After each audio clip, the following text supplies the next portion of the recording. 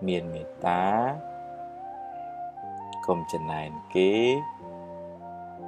Cùng khắng cùng cùng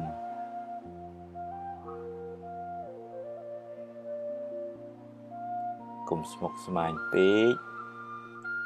Cùng đai krauy Cùng bà ròm pê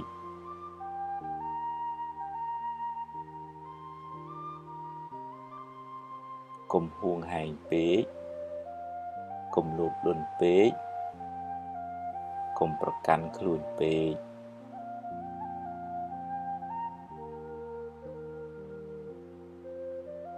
កុំសូវមើលរឿងក្តៅក្រហាយកុំមើលទោសគេពេក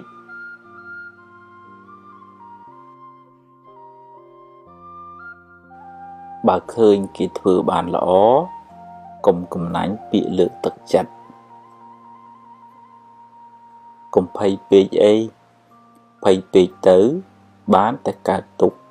គ្មានដោះអីចេញផងចង់ឲ្យគេគោរព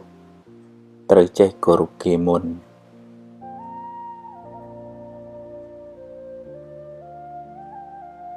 កុំសូវនិយាយរឿងមួម៉ៅពេកខាតពេលផងខូចចិត្តផងហើយបាបទៀតកុំយកកំហឹងជាម្ចាស់ត្រូវធ្វើជាម្ចាស់កំហឹងវិញ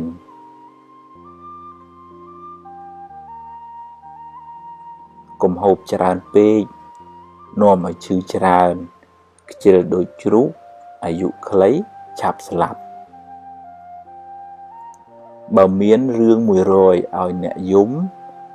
អ្នកមានហេតុផល1000សម្រាប់ញញឹមរួចបន្តដំណើរទៅមុខទៀតមានជួបមានព្រាត់ជារឿងធម្មតាកុំកើតទុក្ខពេកកុំរវើរវាយច្រើនពេកគិតមួយណាឲ្យប្រកបជាមួយនឹងទើបមិនសូវស្មុគស្មាញពេលម៉ែឪស្លាប់មិនមែនទាល់តែយំទើបឈ្មោះថាស្រឡាញ់ម៉ែឪទេ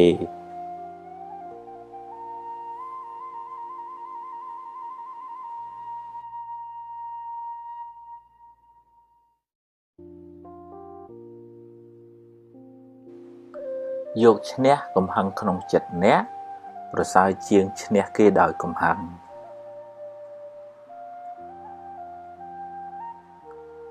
រៀនសប្បាយចិត្តនឹងអ្វីដែលអ្នកមានអ្នកនឹងមិនសូវកើតទុក្ខពេកទេ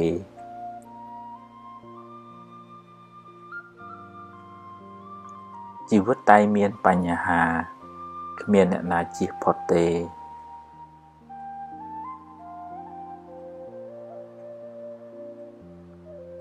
ធ្វើទានជួយសង្គ្រោះអ្នកដទៃបានបុណ្យផងបានការស្រឡាញ់រាប់អានផងដាំពូជជាអ្នកមានទ្រព្យសម្បត្តិច្រើនផងទម្លាប់ចិត្តឲ្យគិតរឿងល្អល្អរឿងត្រូវជីវិតមិនសូវមានទុក្ខទេផ្ទះជាជំរកកាយគុណធម៌ទាំងឡាយជាជំរកចិត្ត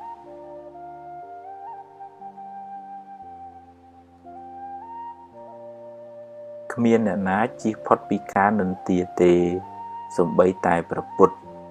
កុំសូវយកពាក្យគេមកបំផ្លាញសេចក្តីសុខក្នុងចិត្តអ្នកឡើយគុណធម៌នាំមកនៅភាពត្រជាក់ត្រជុំសម្រាប់ខ្លួនអ្នកនិងអ្នកជុំវិញខ្លួនកុំមួម៉ៅនឹងរឿងដែលអ្នកធ្វើមិនកើតអីប្រឹងធ្វើរឿងណាដែលអ្នកអាចធ្វើបាន រោគទ្រព្យរោគវិជ្ជាកុំភ្លេចរោគមេរៀនអប់រំចិត្តផងទើបរស់នៅបានសុខ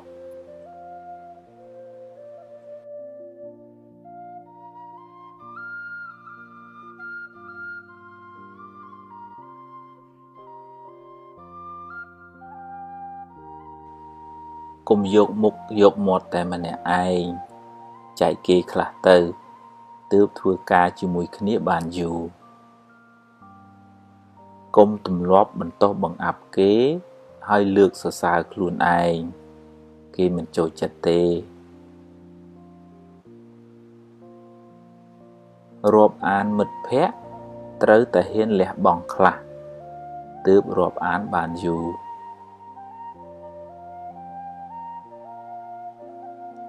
សម្រាប់កំហឹងចោលទើបរស់នៅបានសុខ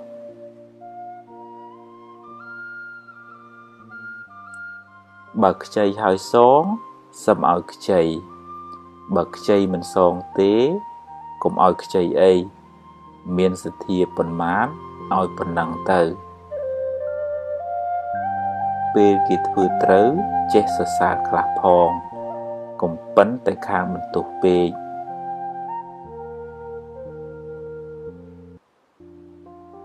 ទំនុកបំរុងឪពុកម្ដាយអ្នកឲ្យអស់ពីចិត្តទៅកុំចាំពេលគាត់ស្លាប់បានយំមិនប្រសើរទេចេះទទួលខុសខ្លះផងកុំប៉ិនតែខាងចង្អុលមុខគេពេកគេមិនចង់ធ្វើការជាមួយទេវាសនាមនុស្សមិនដូចគ្នាទេគេមិនដូចយើងយើងមិនដូចគេកុំប្រៀបធៀបគ្នាអីទម្លាប់អានស្ដាប់មេរៀនអប់រំចិត្តឲ្យបានច្រើនទើបជីវិតបានសុខ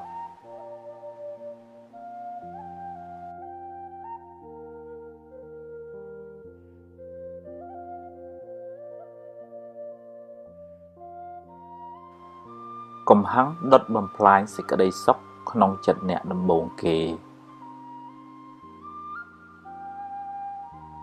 កុំស្ដាយក្រោយអី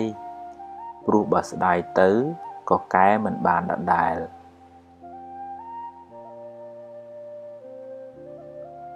កុំកើតទុក្ខនឹងរឿងដែលមិនទាន់កើតឡើងពេកអី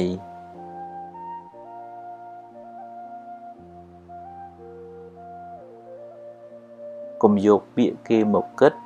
ហើយដេកកើតទុក្ខឡើយ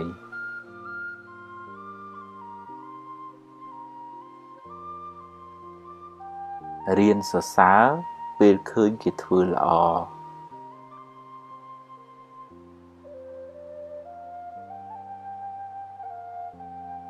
រៀនទទួលយកការពិតទើបមិនសូវកើតទុក្ខខ្លាំង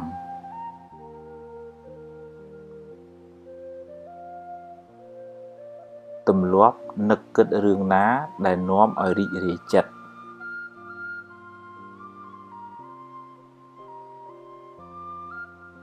កុំនិយាយដើមគេអីគេដឹងគេស្អប់ហើយមានបាបទៀត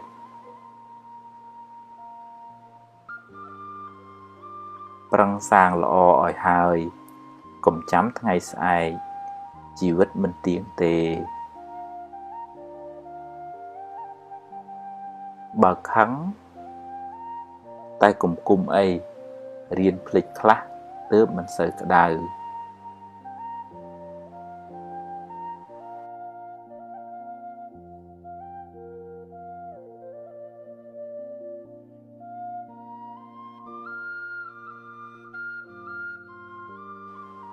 ភ្លាត់ជើងគ្រាន់ជាងភ្លាត់មាត់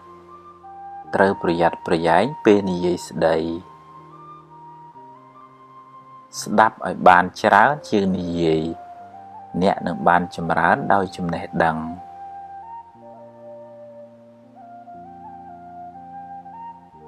បើអ្នកអាចគ្រប់គ្រងខ្លួនឯងបានមិនយូរទេអ្នកនឹងអាចគ្រប់គ្រងគេបានមិនខានរូបស្អាតតែកិរិយាមារយាទមិនល្អមានអីប្រសើរទៅ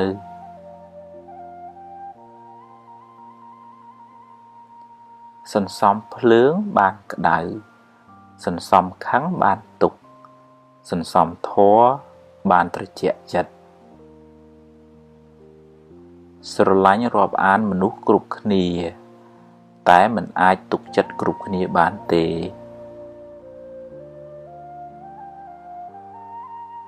អ្វីៗសុទ្ធតែមានការចាប់ផ្ដើម